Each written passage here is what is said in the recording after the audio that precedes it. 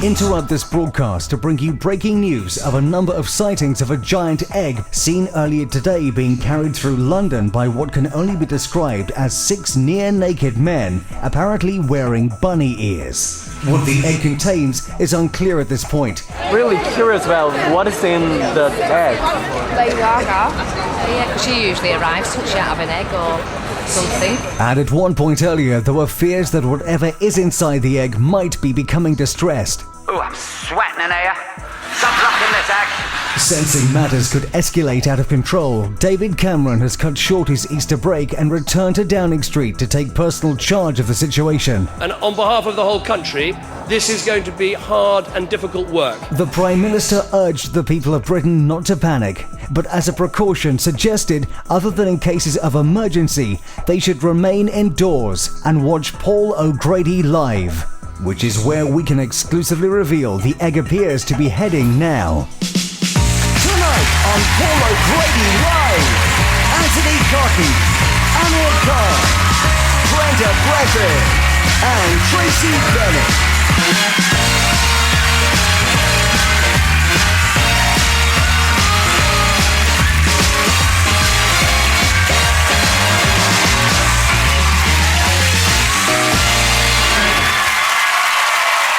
Live from London, it's Paul O'Grady.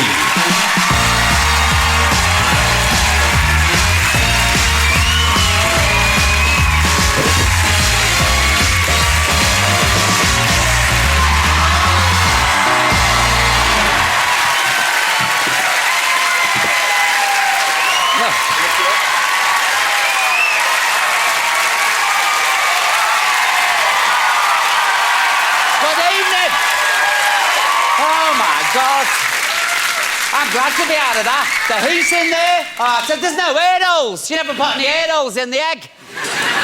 Sweating like a glass blower's arse in there. Didn't you hear me banging on the shell? Honest to God, I bet Gaga never had none of this. Oh, do you know what? I've been all over London in this thing. It's been a nightmare, an absolute nightmare. We went past the army barracks and a gang of soldiers tried to dip themselves in me. I'd see yourselves. Well, have you had enough of rippling muscle and testosterone? All right, then, I won't stay. Right. Ladies and gentlemen, let's hear it for the Dream Boys. Come on. Thanks, fellas. See you later.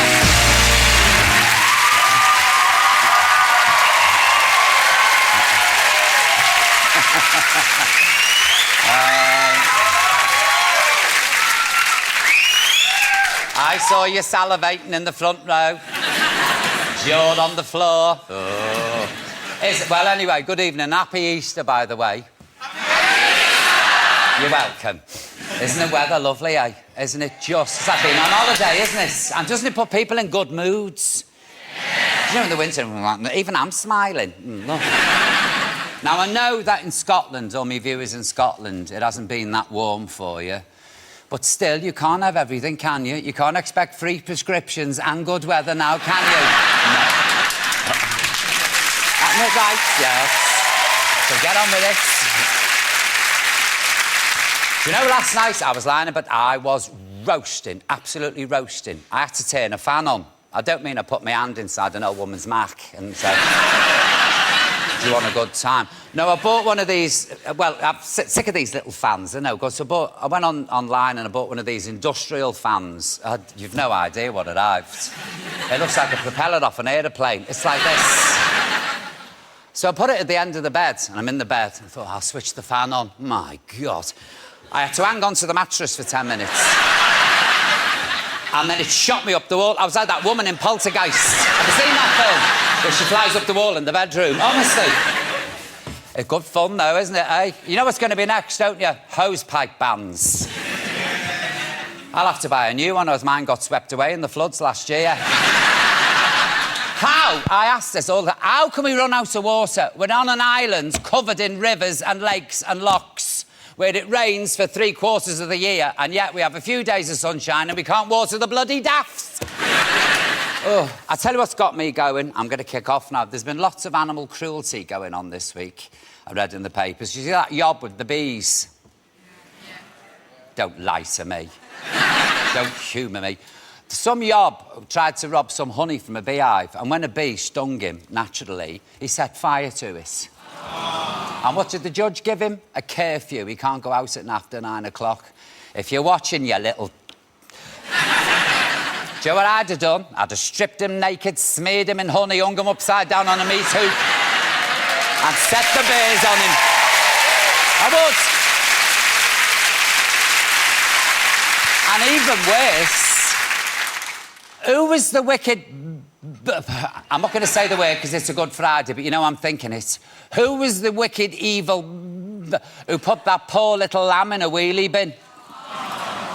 Do you know what? When I first saw the headline in the paper, lamb in wheelie bin, I thought it was one of Heston Blumenthal's new recipes. Poor little thing. God help it. 1 minute you're watching the telly and witnessing the wonders of a lamb being born on Lambing Live. Did you see that? The next thing, you're in the bottom of a wheelie bin. Well, I guess that's showbiz, folks.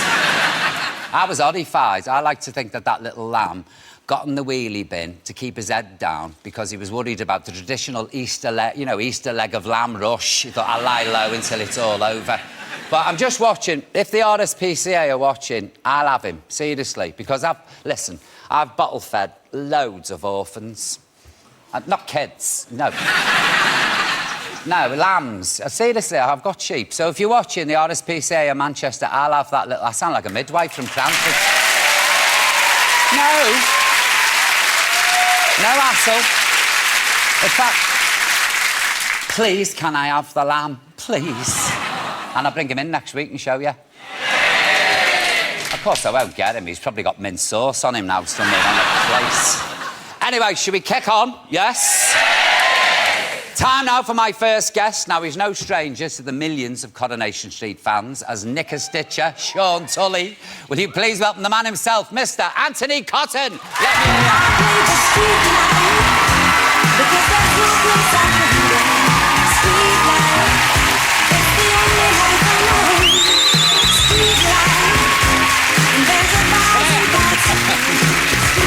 Get yourself on the couch,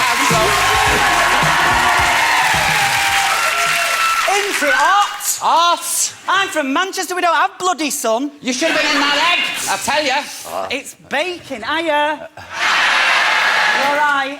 Is it sunny in Manchester? It is, it's red hot. Is it? But it's really hot down here. Oh, it's lovely though, isn't it? I'm not moaning. If this is global warming, I'm all for it. Yeah. Bring it on. Can I ask you, can you really work those machines in the factory? I can, yes, because my mum was a dressmaker.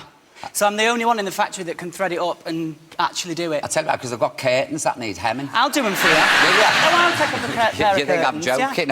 Yeah. I'm telling you, you'd be down there, so there's a machine, get on it. I do, and when I go on holiday, I don't know why, but everywhere I go on holiday, I always see a Singer sewing machine logo. So I always take a picture of it and send it to my mum. I've been in, where was the Why don't you just place? send a nice postcard? Well, no, it can't be arsed for postcard. Can you say arsed? Yes. Yes. After 9 o'clock. No, And yeah, I'll soon know if you can't. I can't be P45 at 10. So yes, I can sew. Now look, tell me, is it true Catherine Kelly's leaving? It is, yes. Catherine Kelly, who plays Becky McDonald, she is, but not till the end of the year. Yeah. And yes. is Michelle Collins taking over the Rovers? I believe they have announced that, yes. I think Steve's still going to be there and Becky's still going to be there when they arrive. So does he marry Michelle Collins? No, she's already I don't really know. No. I think they're going to run It's a nightmare getting storylines out of Coddy people. They never tell you. You tie them up and hit them with a wet mop and they won't reveal the storylines. I think they're going to run it, but Steve might still own it, I think. Oh, OK. Something like that. Now, what's this Easter special that you're doing on Sunday? I've done an Easter special where Sean comes to London. So, is he down Old Compton Street? No, the drag. No, Yeah. we didn't go on the No. drag. He comes because he's coming to see his son Dylan, who is now 3 years old. Now, Violet was Dylan's mother, wasn't Yes. she? And was it done with the turkey baster? Or... Something like that, yeah. I've never worked that house. Do you have to go upstairs and then run down with the sauce and go, quick, now! Yes, and then she has to do an handstand. Yes. Something like that. And Violet is the only person in the show in the 50 years to give birth in the Rovers. Oh, she gave birth in the Rovers? Yeah, and Sean fainted. What, behind the bar did she get? I must have missed that episode. No, she was on the banquette. Oh, yeah. And with the legs in the air, and then Sean keeled over. Ow. See? Oh, Because he'd seen the business end. Oh, really? Good Friday and it's gone downhill like this. Listen, we've got a clip. Put the tape on, please. Let's have a look. Now war is declared and battle come down. London calling to the underworld. Come out of the cupboard, you boys and girls. That's the first time I've seen that. Is it? I've not seen it, and it's yes, and it's this Sunday, Easter Sunday. Now, that's the ex-boyfriend, Marcus, isn't it? Yes, and he's back, Charlie. Yeah. So what happens? You adopt the child? No, I come down for a visit, and then something happens, which I won't give it away, and we have to leave, and we come back to Manchester, to Weatherfield, and then something happens to Violet in London, which we see a bit of in the Easter Sunday episode. She dies? No, not telling you. I bet she does. I bet she does. No, she does. But she so does. Then, but she's only going to throw the baby out, is she? There's got to be a good reason. The social services come round, kick her door in and say, you're an unfit mother. That child's going down to Weatherfield. We know a nice gay barman who works in a sewing machine. Yeah, and the baby. Yeah, I think that's roughly it. Yeah. So, the Dylan, who is played by twins, who are gorgeous, called Liam and Connor, and they come back for 3 months. Yeah, I'll have to watch this. Well, you know, I'm an addict anyway for Coddy. If I don't get me weekly blast, I go... What do you do? Do you Sky Plus it if you're not, or any other I've rung up from abroad and said, take Coddy, take Coddy. Yeah. Do you know there's a woman who, somewhere, who tapes every single episode for Julie Hesmond, how she plays Hayley? And she sends them her every week. So Julie's got every single episode since she's been in it. I can top that. Can you? There was a prisoner of cell block H fanatic. Who sent you them all? She taped every one of them, and when she died, she left me them in a will. I'm telling you, I've still got them. I got 6 bin liners full of videotapes full of prisoner of cell block H. Are they in the loft? No, I've watched them. I love Prisoner. Oh, God, I was mad on it. I know, I The loved freak, it, yeah. the gloves. Ah, time for a cell search. That's a bit like turkey basting. We've got a tweet. You know, we get tweets. Oh, yes, we're all mod tweet. It comes through on this hole in the desk. Hang on a minute. We've got a tweet from Julessi, her name is, or his name is, and it says, Antony, would you like to adopt a child in real life? Very good question, Julessi. I think adopt... we live in a modern age now, and I think there are many, many kids that need homes and families, whether that's fostering or adoption. And I think that if 2 people are partners, or indeed single people, but if somebody wants to give a child a life and a chance and a start, then I think there's absolutely... Nothing stopping you. No, there's nothing to stop you nowadays, luckily. Yeah. As for me, I don't think I'm in a position yet to do that kind of thing. But who knows in the future, but not at the moment. I can't look after myself. I was thinking I'm of hard adopting. work. Honestly. Well, you've got animals, though. You've adopted animals. Yeah, well, I was going to... No, I was going to adopt... A human? Yeah, a boy of about... A live one, you know. Yeah. I'll give that up, digging up graves. I got caught. No, I'd like to adopt a boy about 28 with a black Amex. Yes. Perfect. That's what I got. I'll have one of them. Now, do you know when you're in the Rovers, do you ever nick any of the bar snacks? I know what... I'll tell you why, because we found this. Go on. It's a Sean Tully...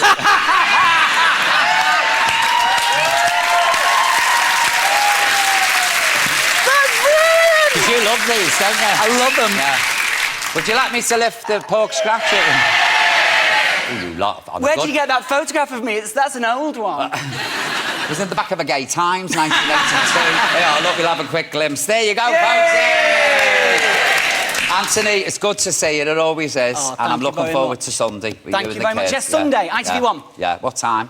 7:30. 7:30. So be there or be square. Ladies and gentlemen, Antony Cotton, let's hear you. Come on. Thank you very much. Do you want that? I love it.